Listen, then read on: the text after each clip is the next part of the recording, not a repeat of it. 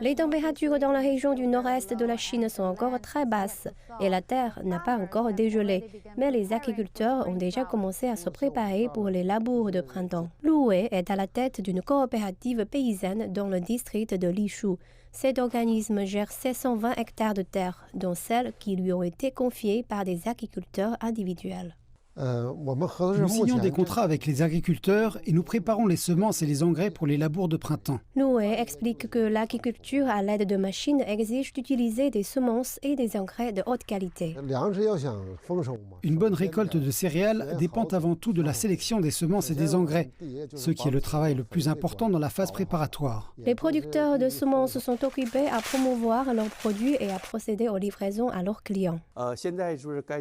Certaines coopératives rurales et certains agriculteurs nous commandent des graines et nous les livrons quand ils en ont besoin. Les entreprises apprécient la recherche et le développement qui permettent d'améliorer la qualité des semences vendues aux agriculteurs. Les différentes variétés arrivent à maturité à des moments différents. Ce grain de maïs est jaune et a une forme de bouche pointue, ce qui le rend plus adapté à une utilisation dans les plaines de la province du Jilin. Pour ce qui est de cette variété, les grains sont rougeâtres et longs et sont adaptés à la région du Heilongjiang. Zhang Zichuan nous explique qu'il faut au moins 3 ans pour que les graines passent de la phase expérimentale à la commercialisation.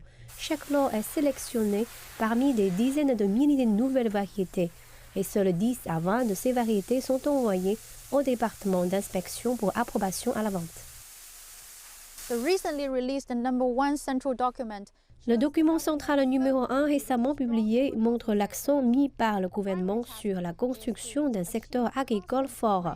L'objectif principal est d'obtenir une production céréalière constante et un approvisionnement en produits agricoles important. La province du Jilin est l'une des principales régions productrices de cultures et de céréales. Elle a également encouragé l'agriculture durable et les semences de haute qualité. L'année dernière, elle a connu une récolte record avec une production totale de céréales d'environ 41 000 tonnes.